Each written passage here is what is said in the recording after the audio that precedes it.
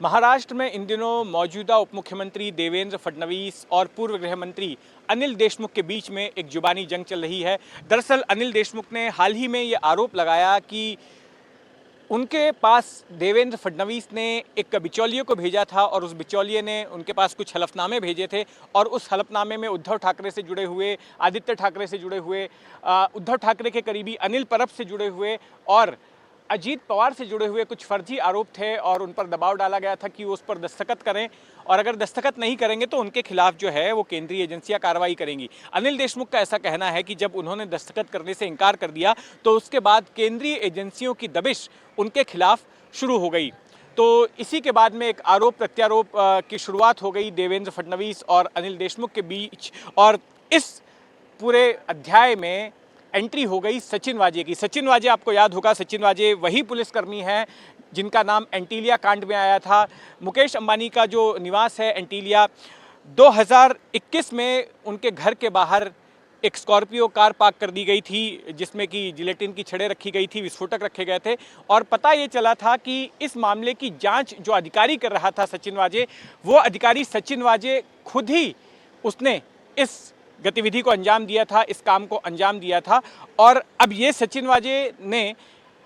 Jail में रहते हुए, अभी बीच में उनको जेल से बाहर निकाला गया था हेल्थ चेकअप के लिए, तो इस दौरान एक न्यूज एजेंसी को उन्होंने बाइट दिया और उस बातचीत में उन्होंने ये बताया कि जब अनिल देशमुख गृह मंत्री थे तब उन पर दबाव डालते थे कि वे मुंबई के होटलों और बार के मालिकों से जो है हर महीने 100 करोड़ रुपए वसूली करके उन्हें दें। और वाजे का ये कहना है कि इस बाबत उन्होंने देवेंद्र फडणवीस को खत लिखकर तमाम सबूत भी दिए हैं और वे खुद का नार्को एनालिसिस टेस्ट कराने के लिए तैयार हैं। तो सचिन वाजे एक तरह से कमज़ोर कड़ी साबित हो गए हैं इस वक्त महाविकास आघाड़ी के लिए, क्योंकि जिस तरह से आरोप प्रत्यारोप का ये दौर चल रहा है, ऐसे में सचिन वाजे का ये बयान